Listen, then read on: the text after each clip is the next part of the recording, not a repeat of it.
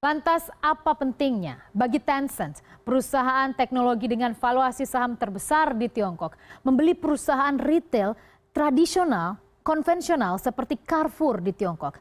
Benarkah ini menjadi sinyal revolusi terbaru yang disebut retail pintar atau smart retail? Benarkah jejak ini akan diikuti juga oleh perusahaan-perusahaan retail dan teknologi di Indonesia?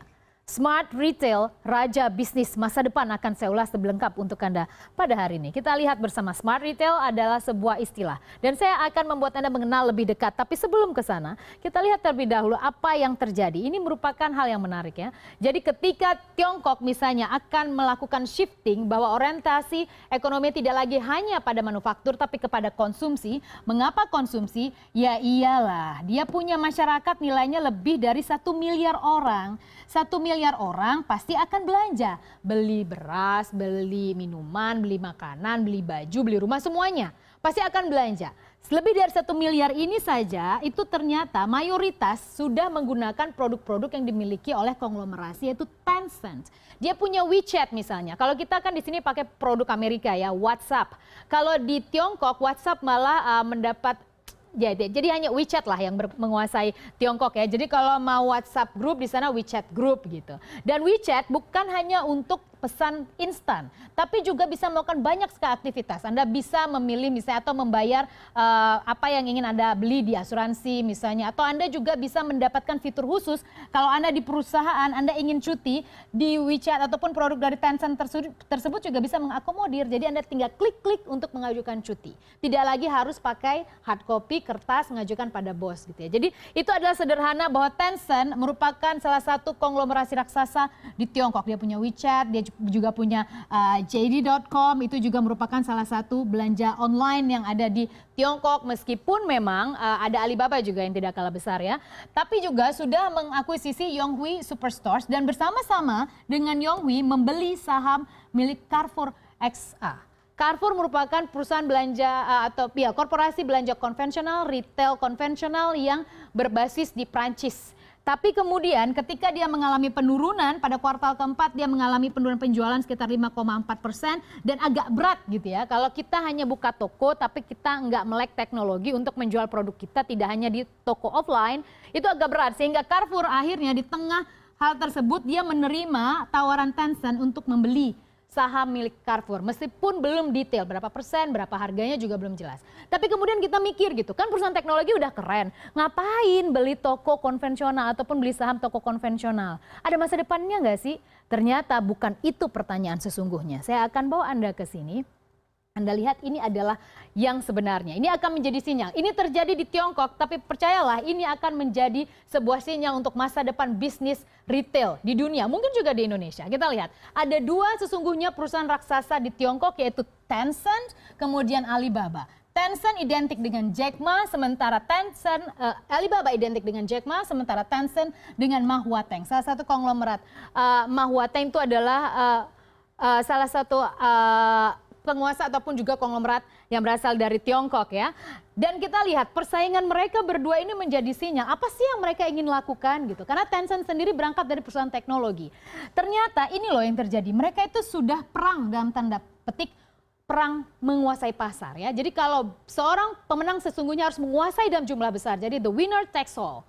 Gak bisa satu, gak bisa cuma punya TV, gak bisa cuma punya retail, nggak bisa cuma punya, jadi nggak bisa, jadi harus semuanya punya gitu ya. Ini yang sedang mereka berlomba-lomba lakukan. Dari tahun 2012 misalnya, ada sebanyak kita lihat 75 kerjasama ataupun akuisisi aksi korporasi bisnis yang dilakukan oleh Tencent, sementara untuk Alibaba juga tidak kalah banyak, 72 deals yang dilakukan. Nilainya untuk Tencent lebih jor-joran, 62,5 miliar dolar Amerika, sementara untuk Alibaba 41,9 miliar dolar Amerika.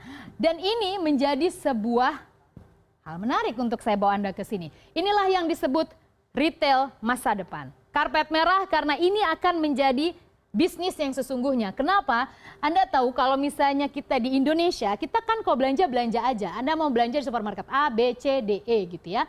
Dan kemudian sekarang masuk teknologi bisa belanja online. Tahukah Anda ketika Anda mengklik Anda belanja apa via online, itu ada sebuah bisnis luar biasa. Bisnis apa? Bisnis data, bos.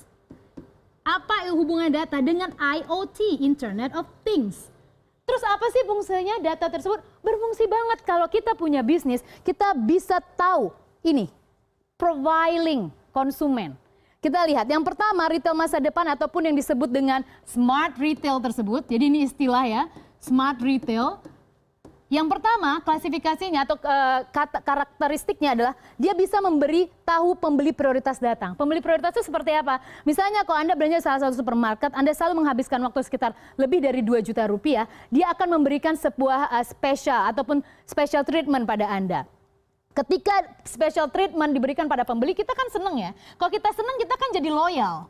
Kalau kita loyal artinya apa? Kita akan sering beli. Ketika kita akan sering beli artinya apa? Banyak dong penjualan yang dilakukan oleh toko retail tersebut, oleh produk tersebut, oleh jasa tersebut. Profiling yang pertama untuk menjaga loyalitas, untuk buat orang terus belanja sama dia gitu loh. Jadi kita belanja terus sama dia gitu, pinter ya. Lalu kita masuk ke poin kedua adalah notifikasi statistik pembelian. Dengan belanja online yang dilakukan Tencent dan Alibaba, dia bisa tahu loh, sebulan seorang Hera itu belanjanya apa aja. Dia beli beras berapa banyak, dia beli tas apa, dia lipstick apa, itu semua dia tinggal satu kali klik, dia bisa tahu statistik pembelian kita. Nah ya, jadi itu yang menarik. Jadi dia tahu kita produk apa saja yang akan kita beli. Lalu kita lihat identifikasi tempat yang dikunjungi oleh pembeli. Dia tahu kita akan belanja di mana, kapan aja kita akan belanja. Lalu kemudian ketahui barang yang sering kita lihat, yang kita cek, historical ya. Kalau kita mau ngecek-ngecek, dia akan tawarin terus jor-joran supaya kita akhirnya belanja gitu. Dan kemudian smart checkout, kita bisa check out sendiri kalau kita belanja. Bagaimana dengan di Indonesia? Indonesia juga tidak jauh berbeda. Kita tahu ada banyak sekali brand yang mengalami tutup gerai, Debenhams, Matahari, Hypermart, Ramayana, Lotus. Tapi mereka mayoritas mengaku dia akan melakukan shifting business model. Artinya apa? Sangat terbuka kemungkinan mereka juga akan mirip-mirip seperti di Tiongkok. Mereka tetap punya gerai, jadi tidak serta-merta dilupakan, tapi mereka menggandeng perusahaan teknologi untuk berjualan secara online. Apa gunanya online? Data. Data akan jadi lebih mahal dari minyak atau apapun itu. Karena data itu bisa memprofiling siapapun dan itu menjadi strategi paling mutakhir ketika kita akan membuat sebuah bisnis. Apalagi bisnis retail di mana masyarakat Indonesia rajin belanja dan 50% pertumbuhan ekonomi kita masih ditopang oleh hobi belanja. Saya dan Anda.